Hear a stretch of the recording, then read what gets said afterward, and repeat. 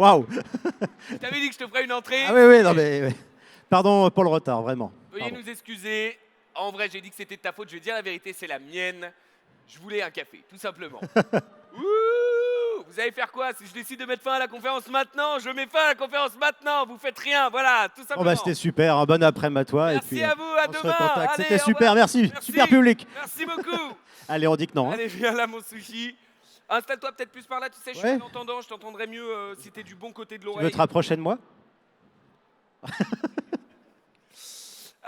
Comment ça va, mon sushi? Et ça va très bien et toi-même? Ça va ultra bien, on est à Lille, dans une ville incroyable, N'est-ce pas? avec beaucoup plus d'alcool que d'habitants. Absolument. Donc je suis ravi, vous êtes bons, les amis. Aujourd'hui, conférence exceptionnelle, mon cher sushi. C'est le mot. C'est faux? C'est le mot. Ah, c'est beau, oui, effectivement. C'est le mot. C'est le mot. Ah, c'est ça. Exceptionnel, absolument. Bonjour, je Bonjour. suis enchanté. Sushi nihiliste, Ah, enchanté. c'est toi? C'est moi-même. Trop bien. On va parler d'animation japonaise, Et oui, univers cyberpunk. et oui, parce que tout le monde ici me connaît pour mes travaux sur l'animation japonaise, je suppose. Pas du tout. Qui connaît ce sushi ici? Levez la main. Qui connaît y pas en a ce sushi? quand même. Levez la main. Il y en a, il y en a. Bah, allez vous abonner sur Insta. Ce que j'aime bien, c'est qu'il y en a qui me connaissent et qui ne me connaissent pas. Oui, j'ai vu Puisqu'il y en a ça, qui n'ont il y a pas des gens levé qui la ont main. C'est ça. Et puis il y en a qui n'ont pas levé la main. C'est-à-dire qu'ils- Ils ont peut-être un doute, tu sais, je sais pas. Il me dit, il me dit un truc. Monsieur. C'est qui PTDR, t'es qui? Je sais pas. Écoute, bah, vous allez savoir qui c'est parce que ce mec est un puits de science et c'est de gentil. savoir et d'anecdotes. Il est en vrai dans ton milieu, mec. Tu m'as dit la dernière fois que vous étiez que Pas beaucoup. 3, 4. 5, 6 à peu près. Ouais, c'est Maximum, ça, grand à max. faire ça dans ce métier de journaliste Alors, c'est spécialisé. journaliste-chercheur spécialisé dans l'histoire de l'animation japonaise. On n'est pas nombreux. Beaucoup de journalistes parlent d'animation moderne, des animés qui sortent aujourd'hui. Ouais, Et moi, c'est c'est vrai ce que je fais, que par exemple, tu mais vois. voilà, mais c'est ce qui est pas du tout un mal, au contraire, il en faut. Et c'est vrai qu'on est moins nombreux, je pense, à vraiment se focus sur tout ce qui a précédé, sur les origines ou l'histoire de l'animation japonaise. Il y en a qui sont géniaux. Il y a eu des études sur la Toei, sur ses origines, sur Osamu Tezuka, créateur du manga moderne, sur Gundam, bien sûr, un super livre sur Gundam qui est sorti il n'y a pas longtemps chez Third. Enfin voilà, beaucoup de choses qui sortent et ça me fait plaisir. Et j'espère collaborer à ça dans le meilleur des cas. Je suis connu pour faire des vidéos sur Internet, des vidéos humoristiques, mais Oui. c'est vrai que j'ai un métier en fait à côté, et ce métier c'est ça. Journaliste-chercheur spécialisé dans l'histoire de l'animation japonaise. Elle te vient d'où cette passion? Je t'ai jamais posé cette question. Et bah, je suis moi-même pas certain de ça. Je sais que j'ai toujours vu des animés japonais quand j'étais petit. J'étais portugais, j'ai grandi au Portugal. Et au Portugal, on avait une chaîne qui s'appelait Canal Panda, Ok. qui diffusait des vieux animés japonais. Je me rappelle que j'avais regardé Heidi, une série de 74, et de la première série Doraemon de 78. Ah oui, c'est vraiment vieux. C'est super vieux, et c'était une chaîne qui était fauchée, qui achetait des animés japonais d'époque à bas prix, à bas coût, comme nous en fait. Hein. On a eu Goldorak un peu plus tard, on a eu, enfin non, c'est vrai qu'après il y a eu Dragon Ball, tout ça, mais je veux dire, on a aussi eu nos Heidi, on a aussi eu tout ça avec 20 ans de retard, quoi. Donc c'est parce que ça coûtait pas cher en fait. Et c'est comme ça qu'on en découvrait, et je crois que c'est comme ça que j'ai commencé à tomber dedans. Mais en fait, je savais pas que c'était japonais. Je regardais ça comme des dessins animés normaux, tu vois. Et quand je viens en France et je vois des dessins animés normaux, je sais pas, Titeuf, tout ça, je me dis, bah c'est pareil, quoi. C'est des dessins animés. Je faisais pas forcément de distinguo. Et après, effectivement, j'ai commencé. Je crois que c'est Naruto qui m'a un peu. Naruto. Ouais, bah parce que c'est un peu celui-là, je pense, qui a donné à toute une génération l'envie de ces tellement charismatiques, les bam bam à côté là. Ouais, c'est vrai, il y a un petit côté genre. Aujourd'hui, euh, nous allons parler sérieusement d'un sujet grave, pas du tout. Mais c'est ça que ça fait très dramatique, quoi. non mais grave. Ça me régale le petit tam tam là. Ils ont arrêté. Ils ont arrêté. C'est dommage. Donc c'est- passion en fait ouais. naturelle et C'est ça. Naruto c'est le déclic. Ouais, C'est là où il y a une vraie passion qui s'installe. plus que l'histoire, je me rappelle que c'est les musiques qui m'avaient marqué. Les openings, les endings, je pense que ça nous a tous marqué. Et c'était un truc assez dingue. Parce que bah, ça, tu l'as pas en France, les génériques. À la limite, l'animation, quand tu t'y connais pas, tu peux te dire, bon, bah, c'est des dessins animés. Et puis les opening, endings, c'est là que tu vois, il y a un truc de différent, quoi. Ouais, c'est un code bien spécifique Bah ouais. d'animation japonaise. Bien sûr, et c'est ça qui m'a fait me dire qu'il y a quelque chose en plus. Et je me rappelle qu'à l'époque, on avait toutes les musiques des openings, tout ça qu'on s'écoutait tout le temps. Enfin, c'était une génération assez cool là-dessus, mais c'était pas aussi populaire qu'aujourd'hui. Et aujourd'hui, je m'en réjouis que ce soit populaire aujourd'hui. C'est quoi ton opening préféré de Naruto, juste rapidement, que je puisse te juger rapidement? Alors, je suis pas objectif. J'aime beaucoup le premier opening de Shippuden. Eden, ouais. Ouais, parce que on l'avait attendu, c'était marquant. En plus, il y a un côté rap là-dedans qu'on s'attend pas, tu vois, à avoir dans Naruto. Mais sinon, je pense comme tout le monde, c'est Bluebird. Oui, bah, Bluebird, Voilà, un mais je pense classique. hein, Mais c'est vrai que le premier générique de Shippuden était. Derrière, il y a un mec, bah oui, Bluebird, Ah oui, enfin. bah oui, mais bien sûr. Quel Qu'est-ce qu'il dit? scandale de pas l'avoir dit en premier. Enfin. Mais non, mais en vrai, le premier générique de Shippuden, c'était un délire quand même. Enfin, je veux dire, on l'avait tellement attendu. Puis ça débarque avec du rap comme ça. T'es là, ok, pourquoi pas. Pourquoi pas ce mood, mais j'aime bien. Puis il y avait un côté plus adulte aussi, tu vois, parce qu'il avait grandi entre temps. Tu te disais, ouais, ça y est, maintenant Naruto, c'est plus pour les gamins, on est des bonhommes. Moi, je regarde Naruto, je suis un bonhomme. Il y a du rap et tout, qu'est-ce que tu vas faire? Alors que bah, c'est toujours pour les enfants, hein, techniquement. C'est Carrément. Mais du même, shonen, hein, y a pas de. mais complètement. Et même si tu regardes un petit peu, le mec est parti en voyage avec Jiraiya pendant 3-4 ans. Ouais. C'est le même, en vrai. C'est- Il a, oui. il a juste changé de vêtements et encore, il a changé de couleur vite fait, le bleu en noir, mais c'est tout. Il a acheté une combi Basic Fit et puis il s'est mis Voilà. bien, quoi. Tu vois, c'est. Exactement. Animation japonaise, Eh oui. passion, Et incroyable. bah après, j'en ai fait mon métier. J'ai travaillé sur Gundam, j'ai travaillé sur Macross, on en avait déjà parlé, toi et moi. Ouais. Et voilà. Et en fait, là aujourd'hui, j'ai plusieurs sujets d'études, dont un sur le sujet, c'est le studio Artmic, qui est pas du tout connu en France pour le coup. Quasiment aucune de ses œuvres ne nous sont parvenues. Mais en fait, c'est assez linéaire parce que ça suit un peu l'histoire du mecha. En fait, moi, je suis vraiment revenu aux origines de l'animation japonaise, de Astro Boy, les premiers robots géants. Et c'est comme ça que je suis arrivé à Gundam, qui est un sujet qui m'a fasciné. C'est un terrier de lapin, comme dirait Feldup, dans lequel je suis tombé. Et puis après, il y a eu Macross. Et puis là, il y a Artmic, qui est un studio complètement fou de l'époque, de 77 à 97. Et là, je suis en plein dedans. Et c'est un métier qui est assez fascinant parce que ça consiste en fait à récupérer des magazines d'époque, des années 70, des Ouais. années 80, des magazines qui étaient spécialisés dans l'animation japonaise au Japon à l'époque, et où à l'époque, tu avais des interviews des gens qui faisaient des animés, mais au présent du coup. Parce que Question bête, où est-ce que tu les récupères ces magazines? bah, je chine sur des sites spécialisés, ou alors j'ai des copains, des correspondants qui sont au Japon, qui me les envoient directement en France. Chez moi, c'est une Bibliothèque. bibliothèque. Il y a des tonnes et des tonnes de magazines. Alors moi, j'ai pas la place chez moi, donc je les scanne, je les numérise, et je les mets sur un disque dur et je stocke tout ça. Incroyable. C'est un travail de fourmi, et en fait, c'est parce que c'est une mine de connaissances et de savoir qui se perd. C'est des magazines qui ont 40 ans pour certains. Et là-dedans, tu as vraiment des sources d'informations incroyables. Je sais pas, tu as un mec qui dit bah là, je suis en train de bosser sur un animé. Pour l'instant, je peux pas trop en dire. Ce sera peut-être, je sais pas, un animé un peu de science-fiction, tout ça. Le mec, il est en train de te parler de Nausicaa, la vallée du vent, tu vois. C'est Et, Hayao Miyazaki qui est pas connu, tu vois. À l'époque, enfin, pas connu, il est connu. Mais je veux dire, il n'est pas aussi bah, c'est ça. mainstream à Et- l'international. bien sûr. Et il t'en parle au présent, c'est ça qui est génial. Parce qu'aujourd'hui, tu lui poses des questions sur la production d'un animé, il va te dire, je sais plus, mec, c'était il y a 40 ans. Je fais comment, moi, pour me rappeler d'un truc il y a 40 ans? Tu vois, il va chercher ses notes, il peut pas avoir noté un truc. Là, tu as toutes les infos. Tu ferais un vrai travail de recensement culturel. C'est ça, Et, c'est j'espère, ultra important de le faire. je pense. Vous connaissiez ça, les copains, en levant la main? Est-ce que vous saviez qu'il y avait des magazines dans les années 70 qui parlaient de l'animation Alors, japonaise? il s'appelait Animage, Oui. Out Magazine, il y avait The Anime, il y avait Anime V pour les OVA, etc. Ça, on en reparlera aussi un peu des OVA. Mais voilà, c'était un univers assez dingue. Et ça, au Japon, les gens les jettent, quoi. Ils s'en foutent. Et c'est pour ça que tu as des combini qui les récupèrent, qui les vendent à pas très cher. Et moi, je récupère tout ça. Et puis, j'en fais mon job, quoi.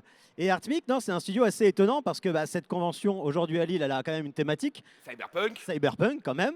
Et Cyberpunk, rapidement. des fans un peu là de cyberpunk. Mets la main. Pas forcément le jeu, hein, même l'esthétique cyberpunk, L'univers Cyberpunk. l'univers, tout ce qui gravite autour. Bah, on Le va- fait d'être dans un futur un peu apocalyptique dans le sens où ouais, avec, les humains se font écraser par la société, avec des grands buildings où on sent tout petit, du transhumanisme aussi. où les multinationales prennent le contrôle, gèrent tout. Ça, ce serait complètement de la science-fiction. C'est impensable de Je pense penser ça que aujourd'hui. Ça n'arrivera Ça jamais. n'arrivera jamais. Ah oui. Et, et non, mais c'est vrai que c'est fascinant. Et alors, il y a une époque où effectivement la science-fiction au Japon a été très importante. C'était dans les années 60, c'est là que ça avait commencé. C'est ouf que ça soit si vieux, je me dis. Et ben en fait, c'est pas si étonnant dans le sens où il y a toute une génération de Japonais qui ont grandi, qui sont nés à la fin des années 50, début 60, et qui, quand ils étaient gamins, adolescents, en fait, ils ont eu juste plein de paliers comme ça, qui ont donné un intérêt pour la SF. Bah, et par exemple, il y a eu 2001, l'Odyssée de l'espace, en 68, de Stanley Kubrick, qui était tellement réaliste, tellement crédible de sa manière de parler de science-fiction, bah, qu'il y a plein de gamins qui se sont dit mais c'est dingue en fait. Moi plus tard je veux travailler à la NASA. Il y avait des Japonais qui voulaient bosser à la NASA aux États-Unis. C'était considéré comme un truc ultra prestigieux Du film de à cause du film et à cause d'autres paliers. Par exemple en 70, il y a eu l'exposition universelle d'Osaka où il Ouais. y avait par exemple des fragments de météorites, enfin des fragments de la Lune qui avaient été ramassés lors de la mission Apollo, parce que oui, en 69, du coup, il y a eu le premier pas sur la Lune, qui a été suivi en direct dans le monde entier, Ouais, mais au clairement. Japon aussi. Et un an après, tu vois, c'est vraiment, chaque année, tu avais un truc, quoi. 68, tu as 2001,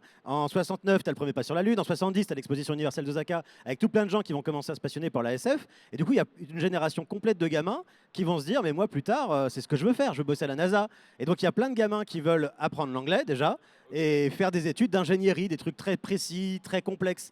Le problème, et à chaque fois qu'on parle à ce qu'on va appeler des méca designers, je reviendrai Ouais, 2 minutes sur le après terme. sur le terme, mais il y a plein de gamins qui vont étudier l'ingénierie, mais qui en fait, sur leur temps libre, hein, ils sont au lycée, ils sont au collège pour certains. Genre, nous, aujourd'hui, quand on rentre, on ouvre nos boosters Pokémon sur notre application. Eux, à l'époque, c'était en mode, bah, je vais faire de l'ingénierie en fait. Il y avait toute une génération qui allait piquer des magazines en anglais, des livres spécialisés dans l'ingénierie, dans l'aviation, dans les trucs comme ça, dans l'aéronautique. Et ils allaient y piquer ça, c'était écrit en anglais. Et du coup, ils devaient se faire chier à apprendre l'anglais. Ce qui, bon, au lycée, quand même, enfin, il faut s'accrocher.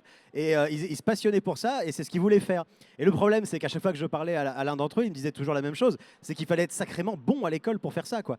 La majorité rêvait de partir aux États-Unis, faire une brillante carrière à la NASA. Mais la vérité, c'est que bah, on se confronte à un mur où on se dit bah ouais, mais du coup, ça va être compliqué, Ah, mais déjà, il y a la barrière de la langue, bien il y a sûr. aussi la barrière aux États-Unis.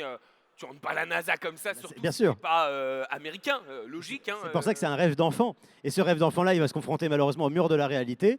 Et il y a un truc quand même qui galvanisait la science-fiction au Japon plus qu'ailleurs, c'était l'animation japonaise, qui était déjà centrée sur le robot géant. Donc on a vu par exemple Gundam, Ouais. dont je vais rapidement parler parce que bon, c'est pas le sujet de cette conférence, mais Ah non, Gundam, mais ça- t'as déjà dit Gundam au moins 6 fois depuis le début c'est de la vrai. conférence. Parle de Gundam si t'as J'aime envie. bien Gundam. C'était le premier animé qu'on appelle le Real Robot, des robots géants réalistes, ou en tout cas qui se veulent réalistes, qui soient crédibles. C'est pas des super-héros, c'est pas des robots géants bariolés de toutes les couleurs, c'est pas manichéen, il n'y a pas le gentil, il n'y a pas le méchant. Ça parle de guerre, ça parle de choses très terre à terre, et c'est pour sensibiliser aussi toute une génération à l'horreur, à Guerre, l'atrocité de la guerre, post-guerre. Post-Seconde Guerre mondiale. Bien sûr, il y a toute une réflexion aussi sur la manière dont on utilise l'arme, en l'occurrence l'arme atomique évidemment, et c'est quelque chose qui est très important dans la culture japonaise de l'époque. Et ça va beaucoup aider parce qu'il y a un monsieur qui s'appelle Kunio Kawara, c'est le mecha designer de Gundam, première série et les premiers films. Et ce monsieur-là, effectivement, quand tu regardes les plans qu'il fait, certains schémas du Gundam, il va réfléchir à toute l'ingénierie qu'il y a derrière, comment techniquement ça marche. Il y a des fans de Gundam qui plus tard feront Macross d'ailleurs, dont je parle dans 2 minutes. Et ces fans-là, ils vont s'accaparer Gundam et ils vont essayer d'imaginer comment techniquement ça pourrait marcher d'un point de vue d'ingénierie. Et donc ils vont faire il y a un bouquin qui s'appelle Gundam Century, il fait 800 pages le bordel, et c'est que des schémas explicatifs. Il y a beaucoup de choses comme ça pour dire comment ça marcherait s'il existait pour de vrai. Et du coup, quand toi tu regardes ça, tu es passionné de Gundam, je sais pas, tu aimes bien l'animé, tu regardes le bouquin, bah, c'est juste de l'ingénierie, quoi. Tu es là en mode, mais c'est quoi ce truc? Tu as l'impression de voir un manuel de la NASA. C'est super surprenant en fait à regarder. De voir le côté technologique, le côté ingénierie Si, dont tu ouais. parles, qui débarque dans le quotidien, mais via l'animation japonaise, C'est via ça. tout ça. Est-ce qu'il y a un côté Gundam en vrai? Il y a un petit côté. Désolé, je perds ma voix, j'ai crié toute la soirée hier.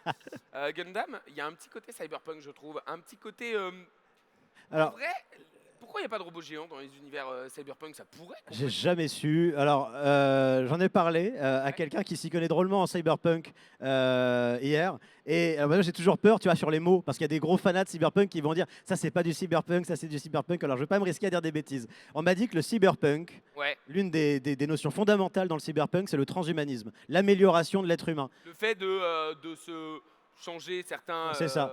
organes en. Ah, comme le jeu vidéo Deus Ex, par exemple, qui serait typiquement du cyberpunk, ou alors par exemple le Ghost in the Shell, parce qu'il y a toute cette dimension d'améliorer son corps, transfuser son cerveau sur une machine, toutes ces problématiques-là qui seraient vraiment indispensables au cyberpunk. Après, il évolue, c'est un genre qui évolue aussi. Aujourd'hui, ce serait peut-être moins vrai, mais en fait, si on parlait de ça, c'était par rapport à ce qu'on avait un débat sur Blade Runner. Est-ce que Blade Runner, c'est du cyberpunk? Pour moi, oui. Et pour vous, Blade Parce Runner, que pour... c'est du cyberpunk, oui, levez la main. Non, ne levez pas la main. Alors, on m'a dit que c'était pas. Alors, j'ai pas d'opinion moi sur le sujet, mais Ouais. on m'a dit que comme il n'y a pas de, parce que ce sont des androïdes dans cyberpunk. c'est pas c'est pas Ah des oui, humains c'est pas améliorés. des bi-humains C'est ça. cyborgs, ok. Et donc techniquement, si vraiment on veut être un peu chiant, et la personne qui m'a dit ça était très chiante, et elle m'a dit, bah non, mais c'est pas techniquement. Ça a une esthétique cyberpunk avec les grands buildings, avec les villes à perte de vue, etc. Mais techniquement, c'est pas du cyberpunk parce qu'il n'y a pas de transhumanisme, il n'y a pas d'amélioration de l'être humain, ce genre de choses. Et Gundam, du coup, je sais pas si on peut considérer ça. Alors non, du coup. Sauf si on considère le robot géant comme une extension du corps, comme l'avait fait Gonagai avec Mazinger Z, où tu as un pilote qui va piloter le robot géant de l'intérieur, et on peut voir ça comme un prolongement du corps d'un être humain qui va se livrer à des batailles spatiales, dans le cas de Gundam par exemple. C'est un peu tiré par les cheveux, mais on peut essayer de le voir comme ça. Dans ce cas-là, ça veut dire que Pacific Rim aussi serait du cyberpunk, et je suis pas... Pacific Rim, c'est pas du cyberpunk, on est Je pense d'accord. pas qu'on puisse le On dire. a des noms dans la tête, dans certaines Ouais. personnes, limite on les a insultés, il n'y a pas de souci. Hein, je pose des C'est questions. compliqué, c'est des sujets touchy, mais c'est vrai que bon, et alors là, pour moi, où il va y avoir un élan de cyberpunk, évidemment, donc même si ça n'a entre guillemets que l'esthétique, c'est Blade Runner qui va avoir un impact immense. Et donc, après Gundam, il y a eu un animé qui s'appelait Macross. Ouais. Alors, je vais pas trop en parler parce que je pourrais en parler 4 heures, c'est mon précédent sujet d'étude et c'est un sujet qui est fascinant. Mais en 2 points, dans Macross, il y a des éléments qui vont marquer à jamais la pop culture japonaise. C'est le second Real Robot, qui est un héritier de Gundam. Sur les gens qui ont bossé sur Macross, par exemple, parmi eux, il y en a qui ont également travaillé sur les bouquins dont je te parlais, un peu d'ingénierie, de Gundam, etc. C'est des gens qui sont passionnés par ça. Et c'est toute une génération, dont Shoji Kawamori, qui est le méca designer de Macross, et aussi son créateur original. Il a déclaré, par exemple, moi, quand j'étais petit, je voulais aller dans les étoiles, je voulais aller dans l'espace, travailler à la NASA. À défaut d'y aller réellement, je vais créer des animés japonais qui vont faire rêver les enfants. Et à défaut d'aller vraiment dans l'espace, je vais les emmener à travers l'animation japonaise, à travers l'art. Je vais les faire voyager là-dedans, à défaut de pouvoir y aller pour de vrai. Et je trouvais ça assez joli comme manière de formuler la chose. Et c'est toute une génération de gens qui, à défaut d'aller à la NASA, vont parler de l'espace, de l'univers, de la manière la plus crédible possible. En tout cas, qui se veut crédible, évidemment. Ça reste de l'animation japonaise. C'était dans les années 80. Gundam, c'est 79. Macross, c'est 82. Et c'est vrai que Macross va avoir des petits éléments comme ça, et ça va avoir un succès massif. Oui. Le film Macross, qui résume la série, est sorti en 84. Il s'appelle Do You Remember Love, Macross?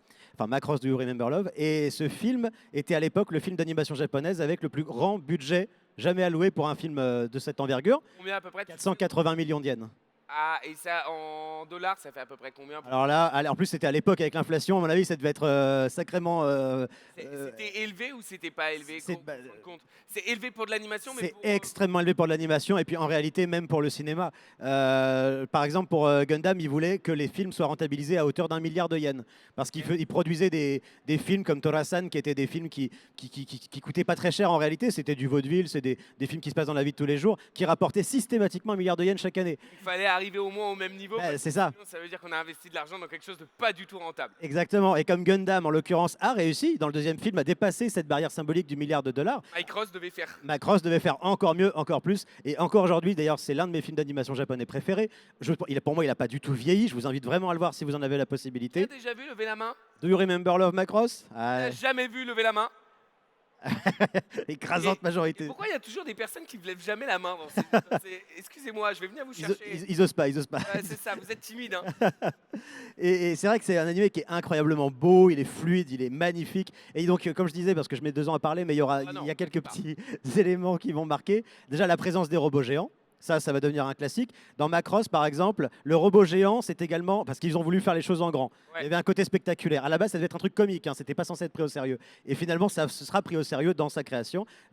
Et en fait, le robot géant, c'est aussi un vaisseau spatial géant de 1200 mètres de long. Je ne sais pas si tu te rends compte de la taille du vaisseau. Sur Terre, il ne pourrait pas se mouvoir, par exemple. Donc c'est un vaisseau spatial qui transporte des civils, qui ne sont pas des militaires. Et ils sont sur Pluton, mais non pas pourquoi. Et ils vont devoir revenir sur Terre. Okay. C'est ça, et c'est l'animé, c'est ça. Ils vont devoir revenir sur Terre et c'est tout le voyage de retour vers la Terre. Et il s'avère que ce vaisseau spatial peut se transformer en robot géant. Okay. Et, je veux dire, les dimensions là sont absolument vraiment, incroyables. J'ai l'impression que c'est un crossover de tout ce qui existe et à oui, l'époque. parce que ça marche. Et c'est pour ça que ça marchait d'ailleurs. Parce qu'on se disait, Gundam ça a marché, mais ce sont des robots qui font 15 mètres de haut. Là, je veux des trucs qui soient 1 kilomètre. Allez, on y va. Tu vois. Toujours plus grand. Toujours. Et c'est ça. Forcément, les gamins, ça les faisait rêver. Les adultes aussi, parce qu'il y a un commentaire un peu plus adulte. Et donc, voilà, juste se rappeler cette dimension-là le robot qui transporte des passagers à l'intérieur, qui en plus se transforme en robot géant. On a cette dimension aussi de la chanteuse qui va revenir. Aujourd'hui, tout le monde connaît Hatsune Miku, je pense. Hatsune Miku, la chanteuse virtuelle. Je pense que voilà, c'est assez populaire aujourd'hui. La première idole virtuelle, en ce sens qu'elle n'existe pas vraiment, c'était Lin Min-mei, un personnage de Macross, Ouais. qui est interprété par Marie Ejima. Donc il y a une vraie femme derrière quand même qui va chanter, et qui était au lycée d'ailleurs à l'époque où elle chantait dans Macross. Ils étaient tous très jeunes, hein. Et en fait, ce personnage-là est une idole. Elle a rien à foutre dans un animé de guerre avec des robots. Simplement, comme c'est une civile qui s'avère être dans le Macross, elle va devoir chanter, elle fait des concerts, elle fait sa vie, quoi. Et à partir de cet animé-là, on ne peut même plus concevoir l'idée de faire un animé avec des mechas, avec des robots géants, Ouais. sans avoir une idole, quelqu'un qui chante. Il faut des chansons, il faut de la truc pop, parce qu'il y a les idoles qui commencent à devenir vraiment populaires depuis la fin des années 70, et ça devient vraiment un phénomène de pop culture. Quand tu vends un animé japonais à la télé, il faut absolument que tu aies un CD, un vinyle, enfin à l'époque un vinyle, avec la BO, avec les musiques originales, Les gens puissent pour le... acheter Bien sûr. derrière et tout. Il y a tout le un business marketing, model. tout ça. Mais ça, c'est ouf parce que tout ce dont tu parles là, ça se passe dans les années 70 à peu près. 80, début 80, ouais, Aujourd'hui, on en parle énormément parce que c'est devenu mainstream. bien sûr, Ça existe depuis 40 ans en fait. absolument. Mais on n'a pas ce sentiment-là. On Bah, le en sait France, grâce à toi. ouais. Bah, en France, on le sait pas, mais au Japon, il faut bien comprendre que par exemple Gundam, ce serait l'équivalent d'un Star Wars au Japon d'un point de vue importance pop culturelle. Chez nous, pas tellement. Ça vient, mais pas tellement. Macross, pareil. Enfin, je veux dire, il y a eu beaucoup de séries dérivées qui continuent encore aujourd'hui. Il y a eu Macross Delta. Il y a eu le dernier film Macross Delta en 2021, je crois. Le dernier film Gundam remonte littéralement à cette année sur Oui. Netflix. Gundam Requiem, je sais plus quoi, qui est en image de synthèse, qui est sorti sur Netflix. C'est toujours en cours depuis 40 ans. Ça s'est jamais arrêté. Et ça, en France, on connaît pas trop. Et c'est là qu'il y a un studio que j'apprécie beaucoup, qui est dirigé par un monsieur, c'est le monsieur dont j'étudie la carrière aujourd'hui, qui Ok. s'appelle Toshimitsu Suzuki, qui est un mec complètement barré, mais fascinant. Tu me fais le coup à chaque fois. Dès que tu parles d'un gars Ouais, au Japon, c'est vrai. il est totalement barré à chaque Il fois. faut reconnaître qu'entre Yoshiyuki Tomino, créateur de Gundam, et Suzuki, il y a quand même des sacrés cas. Et en même temps, c'est aussi des créateurs de rêves, des gens qui vont réussir à Créer tout un des univers. trucs dantesques. Et ce type-là, il a travaillé à Tatsunoko Productions en tant que producteur pendant longtemps. Là, il a une quarantaine d'années et il a une quarantaine d'années et il va fonder son propre studio, Artmic. Et ce studio-là, il va essayer. C'est un mec qui se rêve un peu artiste. Il va essayer de faire son premier film, Technopolis 21st Century, que personne ne connaît pour le coup, parce qu'il a énormément bidé. Au Japon non plus, je pense qu'on ne le connaît pas trop. Ok. C'est un long métrage, un film, qui a été d'ailleurs, la musique est faite par Joe Hisaishi, compositeur pour les Hayao Miyazaki. Putain, incroyable. Pogno sur la falaise, Mononoke, etc. C'est Joe Hisaishi qui fait la BO de ce film-là. Avant. C'était en 82, donc il avait déjà fait 2 films, Miyazaki, à Ouais, mais l'époque. Il n'était pas aussi Il populaire. n'était pas aussi populaire qu'aujourd'hui. C'est ouf. Et ce film-là, malheureusement, va bider complètement. Et c'était un peu cyberpunk en ce sens que on va avoir donc des personnages qui vont se battre avec des armures motorisées, comme d'hab. Tout ce qui était à la mode, ils le mettaient dedans. Tu as des grands buildings, on retrouve ces énormes Technopolis, tu vois. 21st Century, c'est le 21e siècle, ça faisait rêver à l'époque. Et on avait vraiment cette espèce de truc-là. Et ça va pas marcher. Et Suzuki va comprendre, je suis pas un artiste. Je suis un producteur, pas un artiste. Visiblement, ça marche pas, tu vois. Il va rien produire pendant 1 an. Et puis, en fait, il avait un talent que je trouve assez dingue. Il va réussir à repérer dans des jeunes étudiants japonais un Ok. talent pour l'animation japonaise. Il va recruter toute une génération de personnes qui soient méca designers, ils vont concevoir des robots, qui soient cara designers pour concevoir les personnages, directeurs de l'animation, réalisateurs, animateurs. Il va prendre tous ces jeunes qui ont une vingtaine d'années à peine et il va les mettre dans son studio. Mettre dans son studio. Ça coûte pas cher. Et en plus, Ils ont un talent de fou. c'est trop malin parce Ils- qu'il vient de dire hein, je suis un producteur, je ne suis pas un artiste. Ouais. Et c'est vraiment le métier de producteur, c'est de savoir s'entourer des bonnes personnes pour faire des choses pas chères et rapporter beaucoup d'argent. Voilà. Donc, il y a un côté économique, bien sûr. Et puis tous ces gens-là qui, à l'époque, étaient absolument inconnus, lui, il va en faire des rockstars, entre guillemets, puisqu'il va créer des événements autour de chacun des animés qu'il va produire plus tard. Il va faire des dédicaces, etc. Il va organiser des conventions comme il y a ici au Japon de l'époque. Ce studio, est-ce que ce serait pas un peu genre à ce moment-là, quand on voit toutes les stars commencer à émerger et tout, ce studio, il devient un peu genre une école reconnue, un endroit reconnu ou pas du tout? Je ne sais pas s'il est tellement reconnu parce qu'en fait, Artmic n'animait pas eux-mêmes leurs animés. C'est ce qu'on appelle une usine à idées. Eux, ils avaient des idées originales à l'époque. Ok. Et c'est aussi une époque assez particulière au Japon. On est dans ce qu'on appelle le miracle économique japonais. On a de la thune, beaucoup de thunes. C'est en 91 que l'économie va commencer à s'effondrer, mais pour l'instant, la thune, bien. on est bien. Et l'animation japonaise est exponentielle. Et c'est là qu'en fait, ils sont arrivés au meilleur moment. Ils vont avoir des idées assez dingues et il y a tout plein de gens qui vont commencer à s'allier autour d'eux. Notamment, par exemple, Umex, qui est une filiale de Sony, qui fait des musiques. Et il va dire à Toshimitsu Suzuki, bah, si tu fais des animés avec des musiques originales parce que Macross ça a bien marché, moi derrière je te sponsorise ton truc. Et dès qu'il disait, je sais pas, bah, qu'est-ce qui marche aujourd'hui? Les nanas sexy ça marche, les robots ça marche, les musiques ça marche. Et ben on va faire un animé avec des robots, des nanas sexy et des musiques. C'était cynique, mais en même temps ça marchait vachement bien. Et c'est comme ça qu'Artmic va se faire connaître avec tout plein d'œuvres. Et c'est surtout sur un format assez spécifique. Il veut de l'argent, il veut produire des animés, il veut qu'ils soient vachement bien foutus. Ok. Le problème de la télévision, c'est que ça demande des ressources très différentes. Il faut vraiment budgétiser ça sur une année complète. Ça peut être compliqué, ça coûte beaucoup d'argent. Il faut des sponsors et beaucoup de sponsors. C'est chiant. Le film au cinéma, ça coûte super cher à produire. Il y a des frais de production, de distribution en salle. Et à l'époque, dans les années 80, ce qui va sauver la vie d'Artmic et de ce type-là, c'est le support VHS. Mais non. Le support VHS il commence à arriver, les foyers s'installent. Achète, c'est les cassettes pour les. Ouais, c'est l'ancêtre des DVD pour ceux qui Ouais, connaissent pas alors, trop. tu rigoles, mais je te jure, la dernière fois, il y a un petit peu, il nous a, un petit, il nous a regardé en mode, c'est quoi des cassettes hein, vraiment, c'est pour ça que je précise. C'est l'ancêtre du DVD, messieurs, dames. Absolument. Et ben c'est ce support-là qui va créer un engouement autour de cette société, Artmic, qui n'animait pas. Donc c'est AIC qui va animer, c'est leur collaborateur. Et en fait, il va se dire, plutôt que de faire une œuvre diffusée à la télévision ou une œuvre diffusée au cinéma, qui étaient les deux méthodes de production d'animation japonaise, il va avoir une idée assez dingo. Il y a plusieurs animés qui sont déjà sortis, qui étaient prévus pour des diffusions télé, mais qui ont été annulés. Parce que pas de production, pas de financement, etc. Ok. Et le plan B, c'était de les sortir en format VHS. On avait produit 3 épisodes d'un animé, on va en faire un film, ça sort en VHS. Comme Et lui, ça, on essaie de rentabiliser le un peu rentable- notre production. Absolument. Et lui, il va se dire, mais attendez, parce qu'en vrai, c'est pas mal cette idée de support VHS là. Pourquoi est-ce que moi je produirais pas des animés Que sur VHS. que sur VHS? Ah, je l'ai senti venir. Et vraiment, le mec. C'est une idée à la fois débile et en même temps géniale. Parce que ça coûte moins cher qu'un film, c'est moins chiant à faire bah, c'est moins long déjà, Ouais, et puis, quarantaine de minutes. T'as pas besoin de convaincre un diffuseur de En plus. balancer tes épisodes. Là, en fait, t'es ton propre. C'est ça. T'es ton propre producteur et ton propre diffuseur toi-même. Ah, il faut quand même un distributeur pour mettre les VHS dans les magasins. D'accord. Mais ça, en l'occurrence, ça va être Yomex qui va s'en charger, ou Sony, par exemple, parce que justement, Yomex, ils font de la musique, c'est une filiale de Sony, Ouais. Sony a inventé la VHS. Donc c'est pratique, en fait, tu vois, d'avoir comme partenaire commercial le mec, littéralement, qui a créé ton support physique. Et ils ont dû faire des économies de malade. Ah bah, ça coûtait pas cher. Ah ouais. Ça coûtait pas cher, et puis en même temps, c'était quand même plus cher que 3 épisodes d'animé japonais, mais beaucoup moins cher qu'un film. Et donc il va se dire, ok, bon, Macross, ça a marché, je veux marquer le coup. Il va faire les OVA, donc c'est ce qu'on va appeler les OVA, Original Video Animation, vidéo pour ce que tu vas trouver en commerce. Et il va se dire, je vais prendre ce qui a marché et je vais en faire un OVA avec tous les plus grands talents de cette époque-là, qui étaient des jeunes de 20 ans, qui avaient bossé sur Macross, qui avaient bossé sur Gundam. Il va réaliser pour moi l'un des animés cyberpunk, on y vient, les plus géniaux que j'ai pu voir de ma vie, mon animé japonais préféré, pour le coup, qui s'appelle Megazone 23. Je connais pas du tout. Je Quelqu'un sais, connaît Megazone c'est 23? terrible, personne connaît. Personne connaît. Je sais, c'est Ça ressemble triste. à quoi Megazone 23? Ça parle de quoi C'est Megazone? fou, Megazone 23, c'est une œuvre qui est tarée, je peux pas trop spoiler, mais bah, Fais-nous un tout petit pitch histoire de peut-être ce soir on regarde tous Megazone 23, tu vois, j'en sais alors, rien. le problème, c'est aussi que je sais pas s'il y a des diffusions légales en France, malheureusement, pour Megazone 23.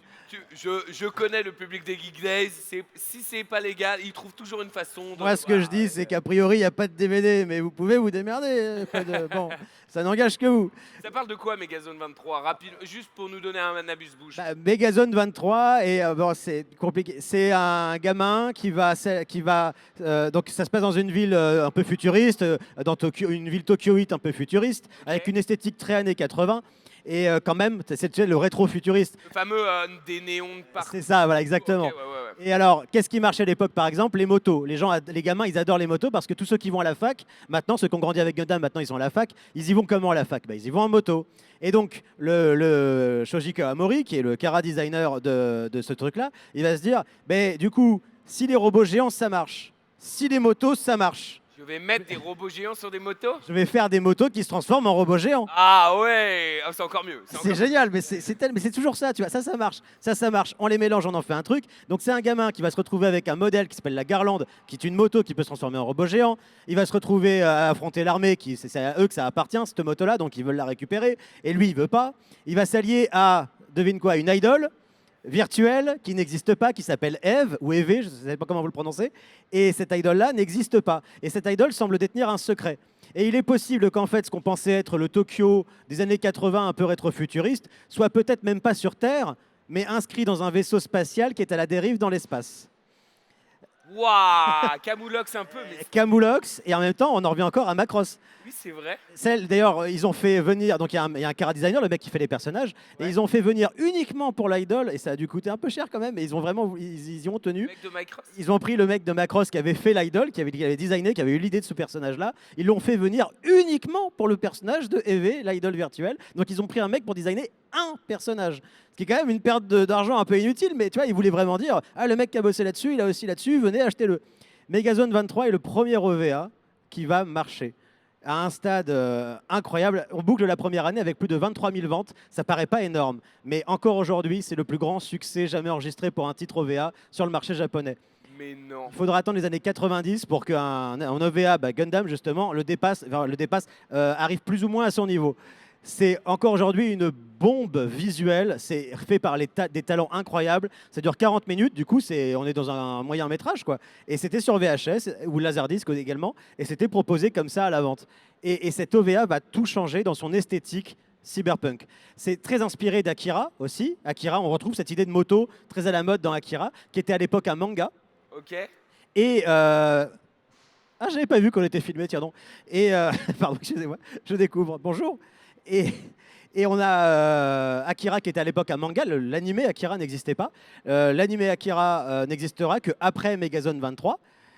Et alors, bon, ça, on est dans la légende, mais j'ai eu des sources et je ne peux pas confirmer ou infirmer cette information. Pour l'instant, c'est une légende. Un jour, ça sera peut-être confirmé. C'est une légende, je ne peux pas confirmer cette information, mais on aime à penser que c'est en voyant l'animé Megazone 23, qui a été produit avec vraiment pas grand-chose, quoi, tu vois, et que Otomo, créateur de Akira, s'est dit, mais ce manga-là, qui a en plus inspiré ces gens-là pour faire un animé magnifique, pourquoi est-ce qu'on pourrait pas juste faire la même chose, mais en film, un truc gigantesque, adapter ce manga un peu inadaptable, avec tous ces buildings, avec tout ça, c'est difficile à animer ce truc-là. C'est pas évident le cyberpunk, il faut vraiment animer chaque building, chaque truc, c'est chiant. Oui, parce que c'est vraiment, il y a toute une esthétique bien propre à C'est cet ça. univers. C'est pas Heidi qui se passe dans les Alpes avec des belles collines vertes, tu vois. Bon, là, c'est Non. vraiment plein de buildings partout, c'est Avec compliqué. énormément de détails. Des effets de lumière, pareil, on se rappelle dans Akira, les effets de lumière sur les motos dans l'animé, ça c'est assez incroyable. Et ça, faut l'animer, il faut le faire. Et c'est là, en voyant, je pense, c'est aussi en voyant Megazone 23 et son succès, qu'ils vont se dire, mais en vrai, pourquoi est-ce qu'on n'adapterait juste pas Akira au cinéma avec un budget énorme, avec un truc qui sera le nouveau plus grand budget de l'animation japonaise pour le film Akira en 88, et on va se dire, ben voilà, c'est très bien, maintenant on fait du cyberpunk en animation japonaise. Et ça va créer vraiment un engouement au Japon. Et en fait, on attribue souvent l'explosion du cyberpunk au Japon à Akira. Alors c'est pour ça que moi, là, j'interviens et je dis, oui, alors je pense quand même qu'on peut estimer que Megazone 23 A est largement inspiré je pense. Akira. En tout cas, l'animation, en tout cas, donner l'impulsion de vouloir faire cet animé. Et puis même pour les Japonais eux-mêmes, en fait. Parce qu'on dit, ouais, le cyberpunk s'est explosé avec Akira. Mais les Japonais étaient déjà hypés par le cyberpunk avec le manga Akira qui l'a largement précédé, mais aussi par Megazone 23 qu'on oublie à chaque fois et ça m'énerve. Et au Japon un peu moins, c'est vrai, c'est quand même beaucoup plus populaire là-bas. C'est vrai que Megazone 23 existe, les copains. Ça, c'est important. C'est difficile à placer en repas de famille, mais on peut essayer. Oui. Et c'est un animé absolument magnifique, vraiment, et qui a vraiment préfiguré ça.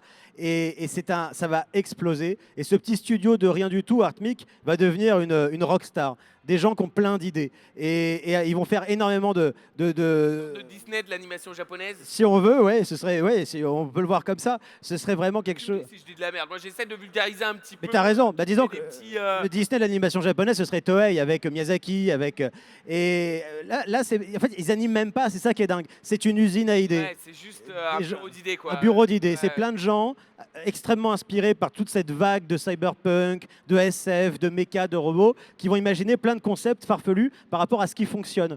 Par exemple, je sais pas, Suzuki qui à l'époque est en repas parce qu'il y a un OVA qui a très bien marché. Il est avec des gens, avec le PDG d'Umex, et le PDG d'Umex qui dit OK, ça a super bien marché, je veux un nouvel animé. Et Suzuki qui n'a pas de nouvel animé en tête. Il va improviser un pitch pendant qu'il lui parle. Il dit ah ouais, carrément. Et ça, c'est vrai. Je veux dire, on a vraiment l'interview du gars qui nous raconte ça. Il lui dit alors j'avais le PDG devant moi et il me dit est-ce que tu as des nouveaux projets? Moi, j'ai du fric, tiens.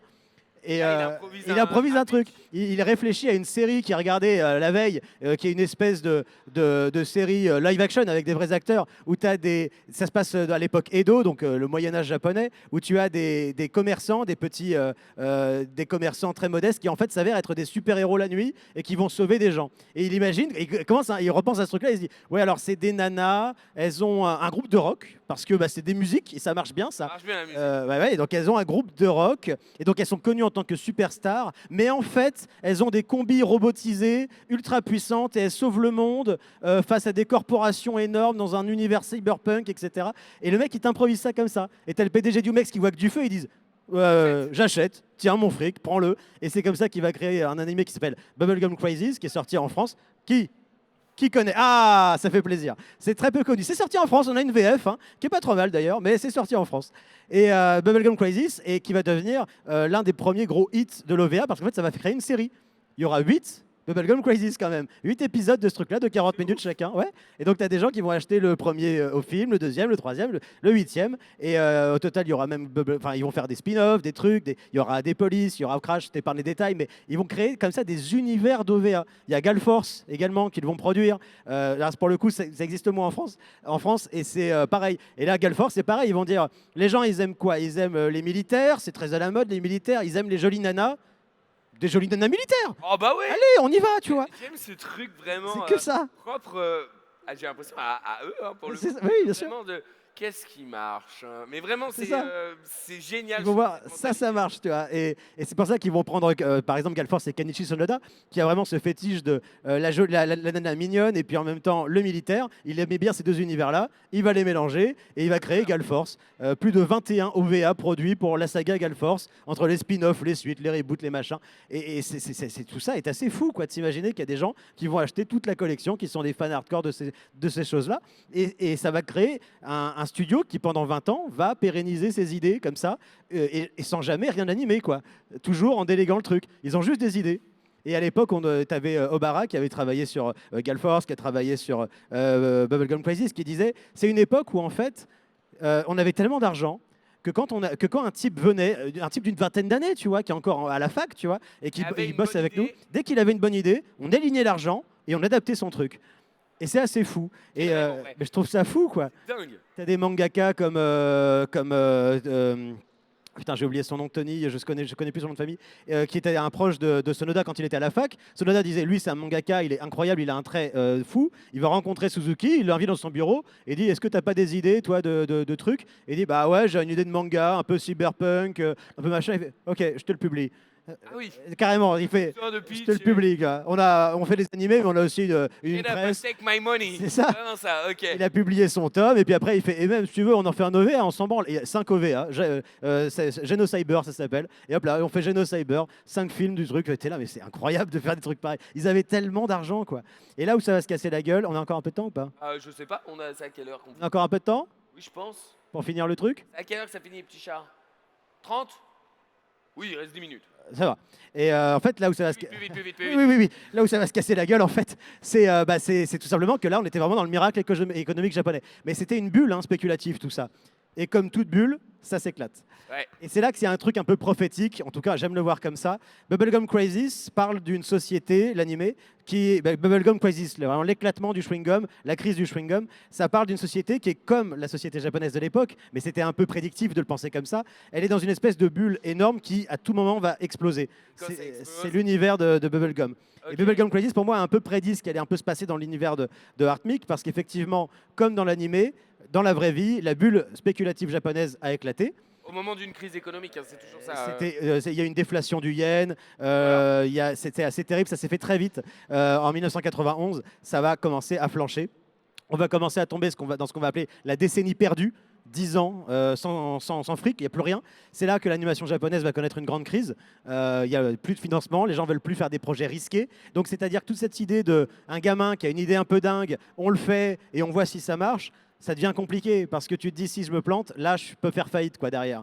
C'est dingue, mais attends, dis-moi, toute cette période où, entre guillemets, la création est est trop libre, quoi. Ouais. Tout le monde peut lancer son projet cool. On est d'accord qu'on n'est jamais revenu vraiment à cette période. De mon point de vue, mais parce que je suis aussi un peu un vieux con dans mon genre, je pense qu'on n'y est jamais revenu. Ok. Je pense. Bon, après, t'es un expert, enfin, c'est ton métier, tu Ah, vois, expert, c'est audience, mais même moi qui connais un petit peu la culture, j'ai l'impression qu'on n'est jamais revenu dans cette période. Et c'est Bah, disons, j'aurais aimé connaître ces moments-là où une idée farfelue peut devenir. c'est compliqué aujourd'hui Ouais, ouais, pour c'est- plein de raisons, parce que aussi ça s'est mondialisé aujourd'hui, tout le monde regarde l'animation japonaise. Il y a Netflix, il y a C'est Disney+, vrai qu'aujourd'hui, il tu y a... t'adresses plus qu'aux Japonais C'est quand ça. tu fais une série d'animation, tu t'adresses Bien sûr. à tout le monde dans le C'est monde. pour ça que ça va devenir compliqué, parce que le Artemic ne reposait que sur ça en fait. Ok. Et donc le patron, qui était un mec un peu fou quand même, hein, il avait son côté un peu dérangé, c'est-à-dire qu'il alignait les chèques, il était comme ça. Il parlait d'argent ouvertement, par exemple, un truc que les Japonais font pas souvent. Pas dans la culture. Shoji Kahamori, il m'avait raconté, voilà, quand il débarquait dans son bureau pour la première fois, il lui disait clairement combien il était payé Suzuki, parce qu'il voyait Suzuki en train de faire des pochettes pour les jouets Macross justement, Ok. et alors que Macross n'était pas encore sorti, il disait tu vois ça c'est le robot de Macross. Dans un mois, ça va faire un carton, tout le monde se les arrachera. Alors que le mec, il prédisait le truc, tu vois, il ne savait pas que ça marcherait. Il dit ok, il était payé combien pour faire ça? Il lui a dit combien il était payé. Alors que c'est très pudique normalement, tu vois, le Japon, tu vois, c'est En France, très- ça se dit pas trop. ça- Au Japon, même en ça France. se dit pas. ça se dit pas, on parle pas de ces choses-là. Suzuki, il parlait d'argent comme ça, quoi. Il disait, tu veux 100 000 yens pour ton truc? Allez, tiens, 100 000 yens. Et on a toujours suspecté qu'il avait des relations un peu cheloues parfois. Peut-être un peu illégales aussi. Ah oui, genre il traînait un peu avec. Alors, je vais être dans le cliché total, mais avec la mafia. C'est ça. Et on n'a jamais trop su, c'est compliqué. Ce qu'on sait par contre, c'est que lorsque ça va commencer à se casser la gueule, l'économie japonaise, lui, Suzuki, c'est quelqu'un d'assez curieux, qui s'impliquait de moins en moins dans la création de ses œuvres. On part d'un artiste frustré qui voulait créer des belles œuvres. Il a réussi, et son business model a marché, mais je rappelle quand même que son premier film, qui lui est très personnel, c'est complètement éclaté la gueule. Et comment est-ce qu'il a vécu son succès? C'est compliqué, parce qu'aujourd'hui, ce monsieur a disparu. Et alors, il a disparu en ce sens que Il est décédé ou il a. j'y viens, justement. C'est très compliqué. Fence, C'est une restez histoire avec qui est nous. compliquée. Réponse dans 5 minutes. Le patron de Artmix, c'est un monsieur spécial. En 98, pour une raison qu'on ne comprend pas trop, alors que le studio est rentable, il rapporte toujours de l'argent, Suzuki disparaît. Un jour, il ne vient plus à son travail et on ne sait pas où le monsieur est passé.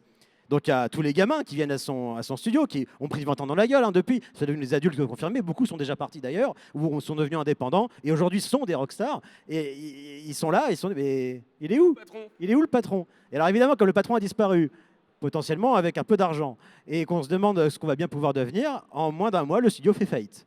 Waouh. Évidemment, il n'y a plus de patron, ce qui est moyennement légal d'ailleurs comme idée, hein, partir comme ça. Bon, il a complètement disparu.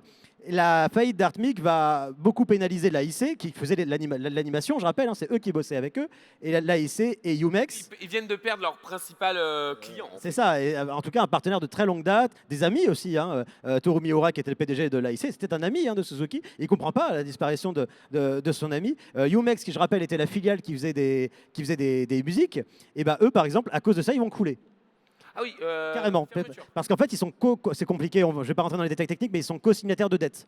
Donc Umex, à cause de la faillite d'Artmic, ils n'ont pas les moyens de rembourser les dettes. Umex est renvoyé directement à la maison mère. Toshiba, pas Sony, pardon, depuis tout à l'heure je me gourre. C'est Toshiba, pas Sony, pardon, je me mélange. T'inquiète. Et j'ai pas mes notes, j'ai rien, j'y vais de pêle-mêle, mais c'est voilà. Et c'est vrai que c'est compliqué. Histoire. Et ben c'est compliqué. L'AIC, ils n'ont pas fait faillite, mais c'était juste. Ils ont réussi un peu à absorber tout ça, mais du coup l'AIC devient les détenteurs des droits d'auteur de Artmic. Mais c'est dingue ça aussi. Et alors, toujours le cas aujourd'hui d'ailleurs. Et alors, qui existe toujours l'AIC. Ça veut dire que le patron il a jamais réapparu. Alors, attends, parce que justement, pour essayer de rentabiliser cette perte sèche qu'ils ont eue quand même, ils ont récupéré les droits, mais on s'en fout un peu. C'est fini maintenant, Artmic, l'âge d'or, c'était il y a 10 ans. Donc là, comment on fait quoi? Et donc, ils ont dit, bah, Bubblegum Crisis, ça a bien marché, on va en faire une série pour la télé. Bubblegum Crisis 2040, ce sera un animé qui sera diffusé à la télé en 98. Et donc on se dit, allez, on y va. C'est en 97 que Artmic fait faillite. En 98, on va lancer un nouvel OVA, une nouvelle série animée japonais originale de Bubblegum Crisis. Et on se dit, bah voilà, on va le faire, on est en train de le produire. Et alors qu'ils étaient en train de produire Bubblegum Crisis 2040, Le patron réapparaît. qui c'est qui démarque dans les studios de l'AIC? Toshimitsu Suzuki C'est lui-même, ouf cette histoire, j'adore. PDG de Artmic, ancien PDG d'Artmic, il revient, et pas seul, il revient avec des Yakuza. Ah, bah j'en étais sûr qu'il Là, traînait ouais. avec les mafieux, celui-ci. C'est-à-dire qu'en fait, on ne sait pas quand, exactement. Je ne peux pas confirmer depuis quand il était un peu avec eux. Je pense depuis un petit bout de temps quand même. Mais c'est compliqué à confirmer si tu veux. Forcément. Il faut savoir par exemple qu'avant la faillite d'Artmic, Suzuki, il revendait des originaux de par exemple Sonoda, qui était un cara designer qui a bossé avec lui. Il revendait des originaux de Sonoda pour se faire un peu de fric.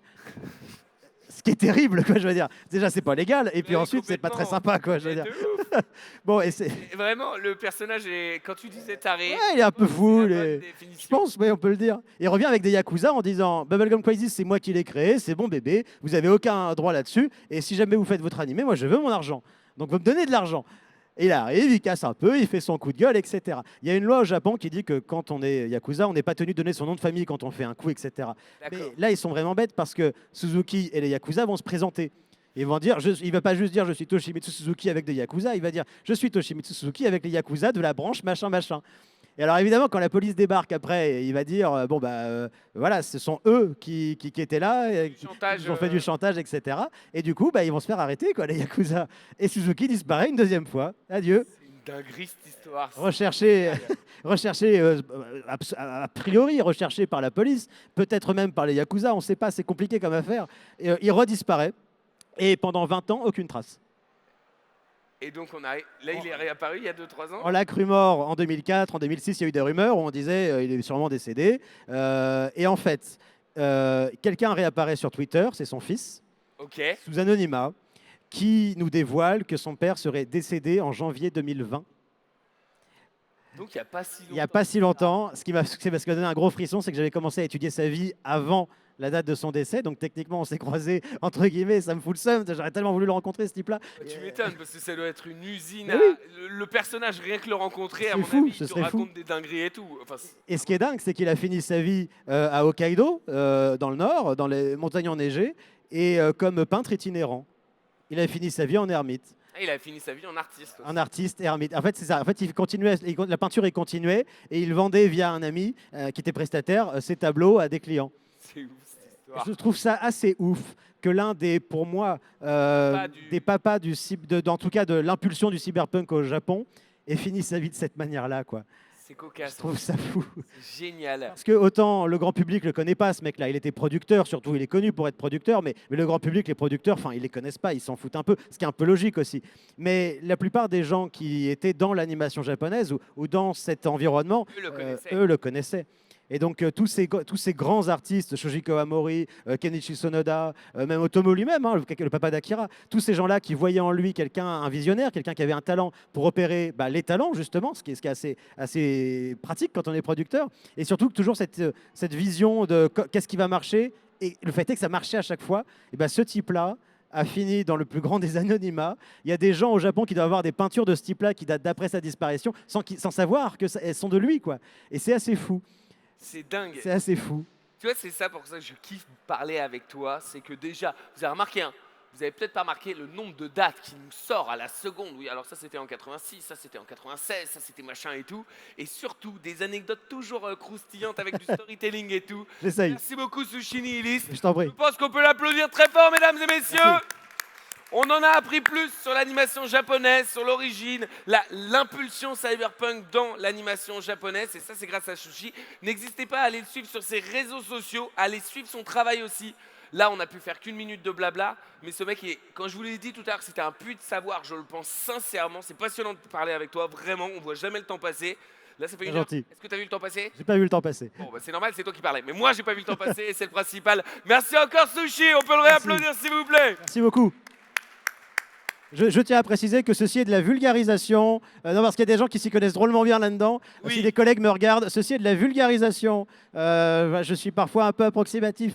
Merci de ne pas m'en tenir rigueur, s'il vous plaît. Merci, parce qu'on m'a dit que c'était filmé, alors maintenant je fais attention. Ouais, t'inquiète pas, mais frérot, je te précise, le peu d'experts qui sont en mode. C'est vrai. Ils racontent n'importe quoi, ils sont 5 en France. C'est vrai. Nous tous, là, on est en mode oui, il a raison. Mais personne qui t'a contredit. Non, mais voilà, mais je globalise, quoi. En une heure, c'est compliqué de faire 20 ans d'histoire quand même, Artmic. Hein. C'est vrai, et on s'est passé très très vite. Merci. Merci. Sushi. Merci à vous. Tout son travail sur les réseaux sociaux, je Merci compte beaucoup. pour aller lui donner de la force, car on n'en a pas beaucoup des journalistes chercheurs en France, et ça c'est la classe. Merci mon Sushi, t'es le boss.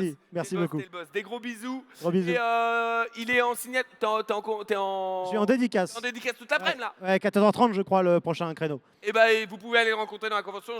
C'est un mec adorable. Hein, Merci beaucoup. Et par contre, il parle beaucoup, donc 5 minutes, pas plus avec lui, hein, vraiment. Hein, dans moins de 5 minutes, la team, ça va être trop bien. On va parler cyberpunk et on va parler voiture, automobile. Qui aime bien cyberpunk ici, levez la main. C'est la question con, vraiment. Qui connaît pas du tout l'univers cyberpunk? Je suis sûr qu'il y en a. Ah, c'est bien. Non, mais c'est bien d'assumer, mais c'est pas grave. C'est trop bien.